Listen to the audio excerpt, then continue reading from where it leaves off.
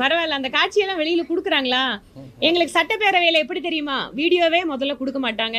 நாங்க பேசும்போது லைவ் போட மாட்டாங்க. சட்டசபையில் பேசும்பொழுது நேரலை துண்டிக்கப்படுவது மட்டுமின்றி தொகுதி மக்களுக்காக சட்டசபையில் பேசிய வீடியோக்களை கூட திமுக அரசு கொடுக்க மறுப்பதாக பாஜக எம்எல்ஏ வானதி சீனிவாசன் செய்தியாளர் சந்திப்பில் குற்றம் சாட்டியுள்ளார். தங்களுடைய மருத்துவர் கனவை நிறைவேற்றுவதற்கு நீட் என்பது ஒரு வரப்பிரசாதமாக இருக்கிறது. அரசு பள்ளி மாணவர்கள் மிகுந்த ஏழை பின்புலத்தை கொண்டவர்களாக இருக்கவங்க கூட இன்றைக்கு மருத்துவக் கல்லூரிக்கு செல்ல முடிகிறது என்றால் அது நீட் என்கின்ற தேர்வின் வாயிலாக. சபாநாயகர் அப்பாவோட விவகாரம் பார்த்தீங்கன்னா பேசப்பட்டு மக்கள் பிரதிநிதிகள் யாரையும் பேச வரல, ஒரு சில வரிகளுக்கு பதிலும் சொல்லணும், கேள்வி கேட்கணும்னு சொல்லி ரொம்ப டாப்ரேட் பண்ற மாதிரி இருக்கு. தொடர்ந்து அந்த காட்சிகள் சமூக வலைதளங்களில் பரவிட்டு. பரவாயில்ல, அந்த காட்சியெல்லாம் வெளியில கொடுக்குறாங்களா?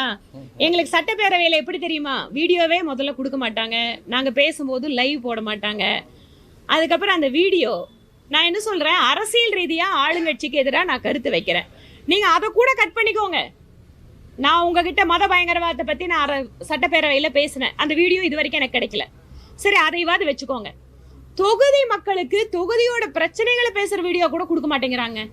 இப்ப நான் ஒரு ஏரியாவுக்கு போனேன்னா அம்மன் குளத்துல 600 பேருக்கு பட்டா ரெடி பண்ணி வச்சுட்டு 4 வருஷமா பட்டா கொடுக்க மாட்டேங்கிறாங்க. இந்த பிரச்சனைகளை நான் பேசுறத அந்த வீடியோ கொடுத்தா மக்கள் கிட்ட வந்து அம்மா உங்களுக்காக பேசினேன், ஐயா உங்களுக்காக பேசினேன்னு சொல்லலாம். இதுதானங்க ஒரு எம்எல்ஏ கேட்கணும். இதையும் கூட கொடுக்க மாட்டேங்கிறாங்க. ஆனா நேத்து பாருங்க, உங்களுக்கெல்லாம் வாழ்த்து தெரிவிச்சிருக்காரு நம்முடைய மாண்புமிகு முதலமைச்சர். பத்திரிகை சுதந்திர நாள் வாழ்த்துக்கள். என்ன கொடுமை பாருங்க, இந்தியா சர்வதேச அரங்குல பத்திரிகை சுதந்திரத்துல கீழே போயிடுச்சுன்னு பேசுறாரு. தமிழ்நாடு எந்த நிலைமையிலங்க இருக்கு? ஜனநாயக நாடு. யார் யாருக்கு வேணாலும் எதிராக கருத்து சொல்லலாம். தப்பா கருத்து இருந்தா வழக்கு போடுங்க. ஆனா கருத்து சொன்னவங்களுக்கு எதிராக வெடிய குண்டர்களை மாதிரி கைது செய்து தூக்கிட்டு போறது.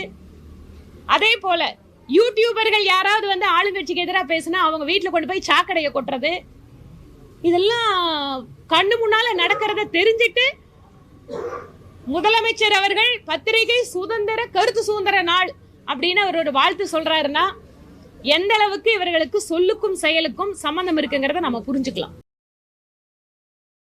செய்திகளை உள்ளது உள்ளபடி தெரிந்து கொள்ள ரெஃப்ளெக்ட் நியூஸை சப்ஸ்கிரைப் பண்ணுங்க.